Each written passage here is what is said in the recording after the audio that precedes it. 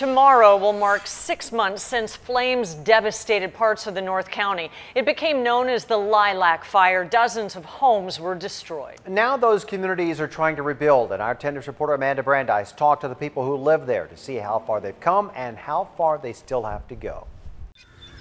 For 6 months, this 42 by 10-foot trailer has been Mike and Tammy Holsizer's home. We're just kind of on an extended camping trip here. Just feet away from the bad dream they still wish they could wake up from. When you live out in a rural area like that, it's always in the back of your mind, but you don't really think it's ever going to happen to you. Despite planning and preparation, you can't prepare for the pain disaster leaves behind. Yeah, we've been through a lot. We've been through a lot. Nearly all their possessions were scorched by the Lilac Fire.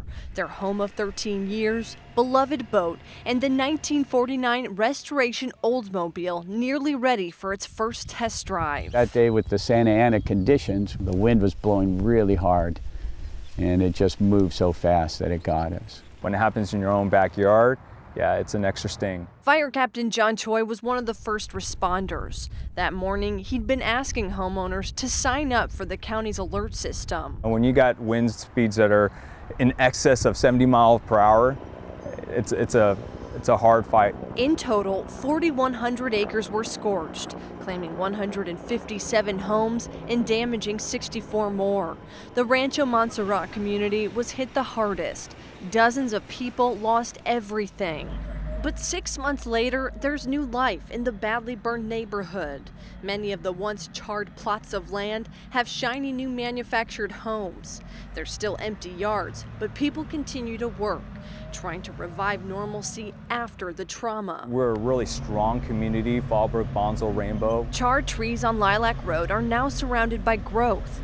An unfortunate reminder the community is still susceptible to future fires. Yeah, some people are worried about the fire again, but your house could burn down anywhere. Which is why Mike didn't hesitate to rebuild. This right here is the floor plan of the new house. Last week, he submitted plans to the county and is anxious to break ground. As soon as we turned the corner to start to develop some plans, then it got better. We still have our life, and we have a lot of things to be thankful for still. Like Ol' Red, their 12-year-old hen who defied the odds. Yeah, she survived the fire. When Mike first learned she was alive back in December, There she is, right there.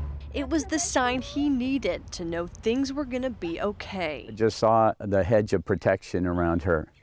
And for me, that meant that God was watching out for us too. Right, that everything was going to be okay. And that if he would protect this little chicken, that he would protect us too. 6 months later, there's more color. The future more bright. Yeah, the chicken made it. The birds are back, you know. Things are turning green and you know, things are alive. There's life out here still.